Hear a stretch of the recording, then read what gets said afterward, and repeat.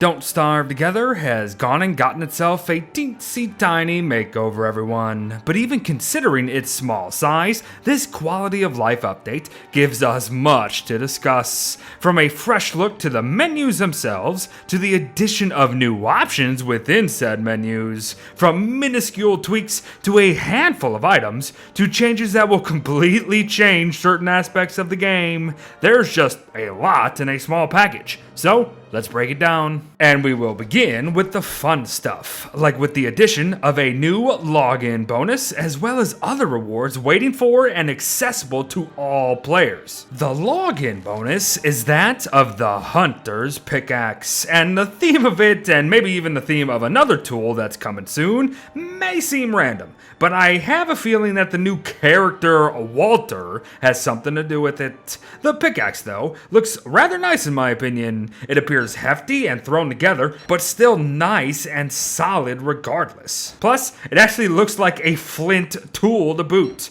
Lovely stuff, so get yours as soon as possible. And again, don't miss out on its counterpart here, the Hunter's Axe. This is not a login bonus in the slightest. However, it is still available to get within random gift drops and or through weaving with spools. It's just they don't tell you that it's there, so go looking for it. Not only that though, Clay has put some love into their Clay reward system that they introduced a couple months back. And with points gained via connecting social media accounts, joining the Clay website itself, and more, you can actually redeem this Hunter's Axe along with a select few skins from previous Twitch drops. Links to all of this will be provided below for you. But as for now, the axe just kinda looks alright in my opinion. I think the Nordic axe is far superior, but hey, another skin is fine by me, so go get 'em. But what's this? A double login bonus? Only the second one is like a gift within a gift, as within it we find the magnificent chest. But the heck could all this be about?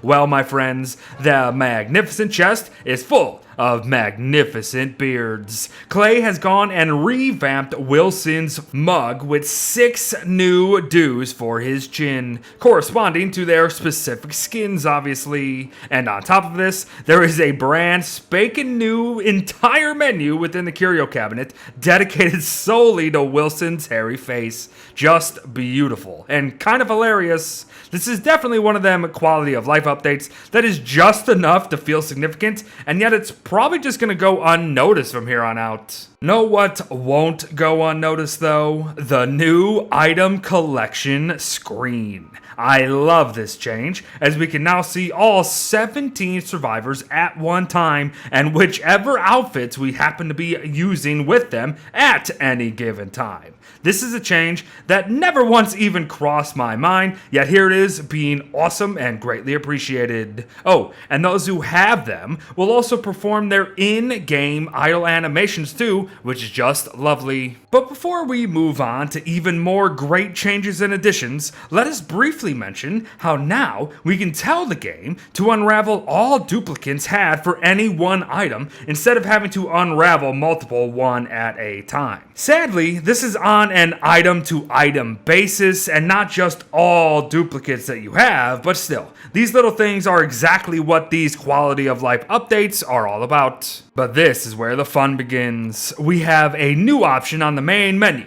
the Compendium. Within it, we find information that has always been accessible to us, yes, for the most part that is, like specific stats across several experiences, names of other players who have joined our world and vice versa, our own deaths, etc. All of this, again, used to be under the item collection. However, they now live here. But the Survivors tab. The Survivors tab is an amazing inclusion to the game. With this, the Compendium allows us to dive deep into our favorite survivors through detailed descriptions, additional background knowledge, individual stats, and mention of starting equipment, even their birthdays, their perks, their quotes, and more. We can even view specific animated shorts containing said characters and lore right from within the game. Even for those who have been playing since the start, these entries are a wonder to read.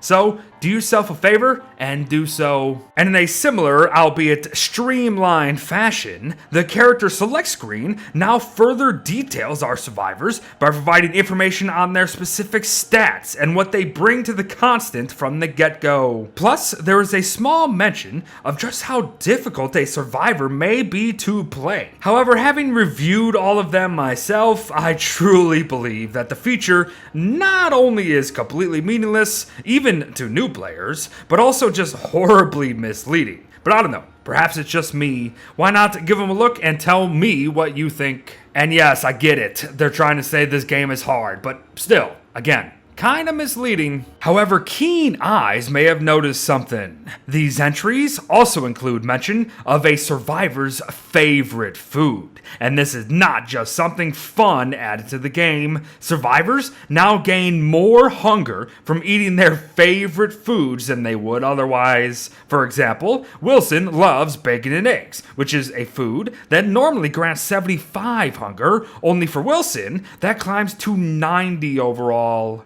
Weber loves ice cream, and I mean, who doesn't? Ice cream typically provides 25 hunger, but that rises to 40 with the Spooter Boy here. But here's the thing too, some characters experience this extra nourishment from non-crockpot dishes as well.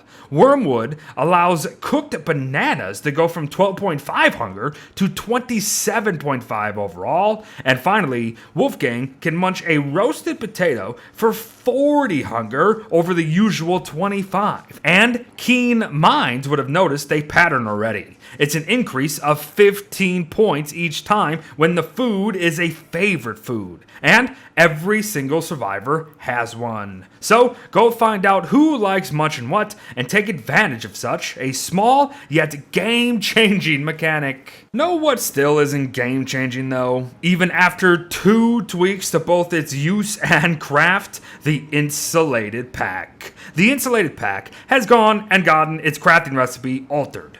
Again. And now it costs but a single gear and a doodad along with a thick fur. Yes, I understand that it's a portable icebox, but until it can cool thermals and keep ice from melting, it is still not going to be worth it. But here's an interesting one. They have gone and reduced the crafting requirements of the marble suit from 4 ropes and 12 marble to 2 ropes and 6 marble. They have literally cut the cost in half, and that's kind of amazing actually. And speaking of marble, here's a change I know many of you out there will be happy to hear of. So long are the days of missing 1, 2, or heck, all marble sculptures, as now it is guaranteed that every world will contain all 3. This is phenomenal for console players specifically, so I'm happy to hear it. Sad though that I'll be seeing less comments about not having them either. Oh. Here's an intriguing one, folks. Apparently, Clay has gone and increased the durability of our ancient Thule-site clubs. These weapons have gone from 150 uses total to 200 overall. And that's a pretty significant jump, all things considered. So have fun smacking and slapping with your shadow tentacle friends. Now this is interesting. Not only do we have the pleasure of being able to create statues of the Bee Queen, Ancient Fuel Weaver, Toadstool, Claws, and Antlion now, all of the other boss statues no longer require their specific boss item to create. And I don't know. Part of me disagrees with this change, as now having some of these memorial statues kinda loses its weight considering how all we need now are just 2 rocks for Pete's sake. Oh, and apparently this wasn't a thing before, but I could have sworn it was. Bernie now just appears on a map, folks. Yup, that's it. But to wrap up here are a couple little mentions. We now have an option within the world generation settings to tell the game to always turn on caves when generating the world. Gone are the days of forgetting this isn't Solo Don't Starve, and thus not turning on the Down Under before plopping into the constant overall. Marvelous. And lastly, along with a couple others I believe, there now lives an option to have the game automatically sign you in. allowing you to ignore the title screen while being too lazy to click the play button apparently. So sure, this was needed I guess, but again, I think there's actually some new options overall in this menu. But there you have it everyone, a rundown on a small but still dense little quality of life update for Don't Starve Together. Expect a video on the newest Twitch drops that have also come from this update too, as well as a breakdown of the new character when the time is right. Thanks for watching folks, well wishes to all, and I'll see you in the next one. Bye bye!